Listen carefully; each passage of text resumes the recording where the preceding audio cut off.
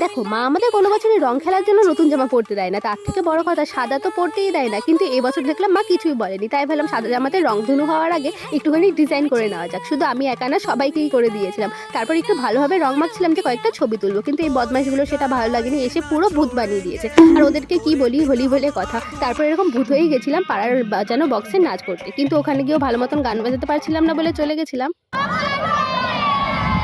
আর box আনার আগে অবধি তো হচ্ছিল আমাদের নর্মাল রং খেলা, এইবার শুরু হবে আসল রং খেলা। তার আগে পুচকেগুলোর কাছ থেকে জলের পাইপ কেড়ে নিয়ে রং খেলার জন্য বেস তৈরি করে নিচ্ছিলাম। তারপর ছোট থেকে বড় সবাইকে এক এক করে কাদায় ফেলা হয়েছে।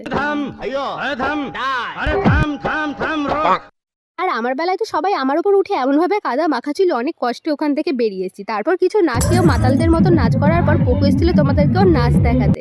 দোসা, ইডলি, সাম্বার, চাটনি চাটনি। তারপর আর কি যা হয়, রং খেলার পর সব ছেলেগুলো জামা খুলে গাছে ছুঁড়ে মারছিল। আর এদিকে মন্ডাকে কে যে শুধু বেছে বেছে লাল রং মাখিয়েছে, ওকে তো পুরো সেই রং করা রাঙা আলুর মতন দেখতে লাগছিল।